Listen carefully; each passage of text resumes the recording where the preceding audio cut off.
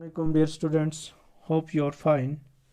Our today's topic for discussion is figures of speech. Dear students, language can be used in two ways, literally and figuratively. Literal language is direct and uses the real definition and meaning of words and phrases. But when we talk figuratively, the meaning of any word phrase will depend on the context in which they are used. A figure of speech relies on such figurative language and rhetoric. When using figures of speech, the words will diverge from their literal meaning to give a more stylized and specialized meaning to these words. Let's take, for example, the phrase "fast like lighting." Fast like lighting. This phrase merely implies great speed. It does not mean literally as fast as lighting. Now another example, on hearing the school bell, the kids ran out of the class as fast as lighting. Now types of figures of speech.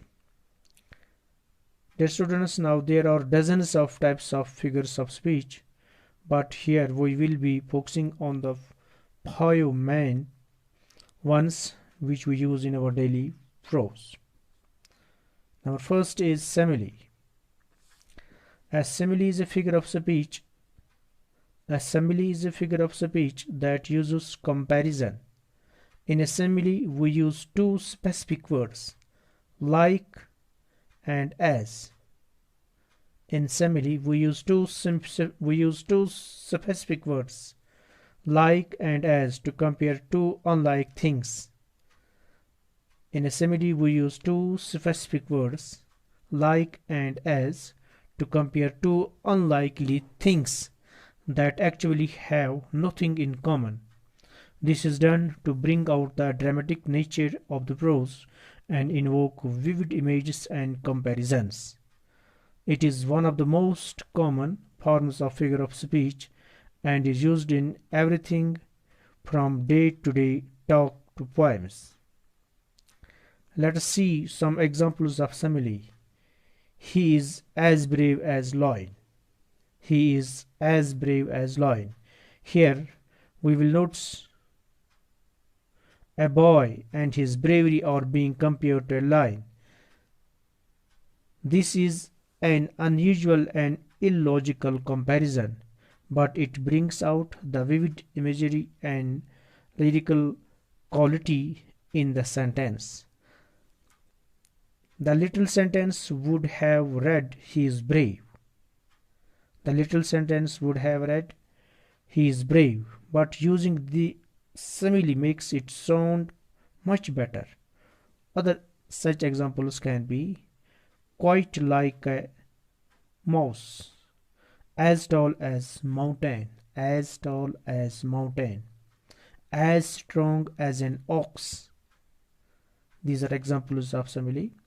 As strong as an ox, precious like an angel, as cute as kitten, as light as a feather, as blind as a bat, as bold as brass, as bright as a button, as shiny as a new pin, as cold as ice. These are examples. As cool as a cucumber, as hard as nails, as hot as hell, as tall as a giraffe, as tough as nails, as white as a ghost, as sweet as sugar, as black as coal. This was simile. Now metaphor. Dear students, a metaphor and simile are quite similar actually. A metaphor also compares two things that are in no way similar. It does so to bring out the symbolism. A metaphor is a word or phrase used to show its similarity to another thing. It helps to explain an idea. But if we take a metaphor as it is at its literal meaning, it will sound absurd. But if we take a metaphor at its literal meaning, it will sound absurd. An example of metaphor is Alex is a chicken. Literally, this sounds so very absurd. But this is a metaphor which suggests that Alex is a coward. Alex is a coward or frightened. It compares or implies that Alex is a chicken to bring out the symbolism. Some other examples are all the world stage. All the world is a stage. All the world is a stage. That technology is a dinosaur, etc. Dear students, when a simile and metaphor seems to be very similar, when a simile and metaphor seems to be very similar, here, while a simile and metaphor seems to be similar, there is one basic difference between the two. There is one basic difference between the two. While a simile, here students, a simile and a metaphor seems to be very similar, but there is one basic difference between the two. In a simile, the comparison happens with the help of the word as and like. A metaphor will not have either of those two words, right? There is one basic difference between the two. In a simile, the comparison happens with the help of the words as and like. A metaphor will not have either of those two words, right? This is a big difference which makes the difference between metaphor and simile. Now the examples of metaphor. The classroom was a zoo. Mary's eyes were fireflies. The computers at school are old dinosaurs. He's a night owl. Maria is a chicken. The wind was a howling wolf. The wind was a howling wolf. The falling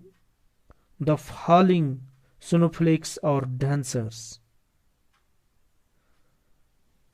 The calm lake was a mirror. You are my sunshine. The moon is a white balloon. His tears were a river flowing down his cheeks. His tears were a river flowing down his cheeks. These are examples of metaphor. The road ahead was a ribbon stretching across the desert. Now personification. Dear students, another interesting figure of speech is personification. In this, we personify or represent a non-human entity as human. We give an inanimate object or an intangible idea of some human qualities such as emotions or gestures or even speech. This is done to portray the object as alive and help the listeners or readers paint a vivid picture. Again, if we take the words at their literal meaning, they will sound absurd. Example: the wind howled as the storm grew stronger. Here we have taken an object, the wind, and personified it as a living thing by claiming it howled. Other such examples could be time ran away from him. Time ran away from him. The boat danced in the puddle. The boat danced in the puddle. The car died in the middle of the road. The car died in the middle of the road. Now another example is lighting danced across the sky. Lighting danced across the sky. The wind howled in the night. The car complained as the key was roughly turned in its ignition. The car complained as the key was roughly turned in its ignition. My alarm clock yells at me to get out of bed every morning. The avalanche devoured anything standing in its way. The avalanche devoured anything standing in its way. The door protested as it opened slowly. My house is a friend who protects me. My house is a friend who protects me. The moon played hide and seek with the clouds. These are the examples of personification. The approaching car's headlights twinkled at me. The stairs groaned as we walked on them. Our vacuum hums a happy tune while it cleans. So this was personification. Now hyperbole. Hyperbole in the Greek language translates to excess, and that is what it does. It exaggerates. We use the hyperbole to emphasize the importance or overstate something.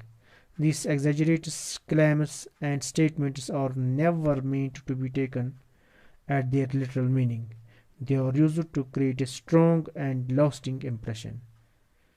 An example would be, since he has been away from home, he has gotten as thin as toothpick. Since he has example, since he has been away from home, he has gotten as thin as toothpick. Obviously, he has not gotten as thin as toothpick. We only exaggerate to emphasize on how thin he has become. Some other examples are, those shoes cost a king's ransom. For the millionth time, clean the kitchen. His grandfather is older than the hills. These are examples of hyperbole.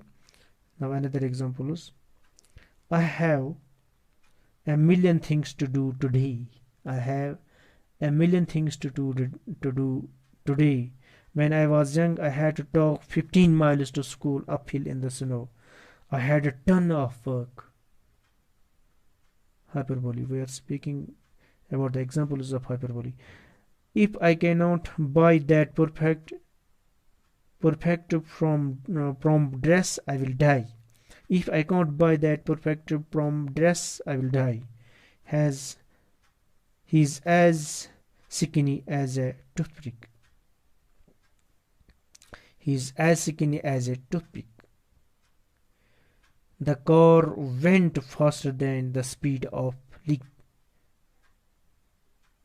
Now there are some examples of hyperbole in advertising which are included in advertising. Let us observe these. Adds amazing luster for infinite mirror-like shine. Mirror-like shine. Brilliant to brunette shampoo. It doesn't get better than this. Oscar Mayer. The best a man can get. Gillette. So these were the examples of hyperbole. Now fifth one is onomatopoeia. This is a figure of speech where words or phrases indicate sounds, often to bring out more imagery and better describe a thing. Authors use words to involve all five of our senses. Onomatopoeia refers to those words that imitate the sounds of an object or person. For example, the bees buzzed around in the garden. Onomatopoeia refers to those words that imitate the sounds of an object or person. The bees buzzed around in the garden. Here the word buzzed is indicating the sound coming from the bees. Right? Some other examples are, leaves were rustling. Leaves were rustling. This rustling is the sound of the leaves. The door was squeaking. So this is squeaking. This is the sound of door. He closes the book with a thud. So this is again the sound. The buzzing bee. The example is the buzzing bee flew away. The sack fell into the river with a splash. The sack fell into the river with a splash. The book fell on the table with a loud thump. He looked at the roaring. He looked at the roaring. The rustling The rustling leaves kept me awake. The different sounds of animals are also considered as examples of onomatopoeia. We will recognize the following sounds easily: meow, moo, nee, tweet, oink, ba. Thank you very much. आपका बहुत बहुत शुक्रिया.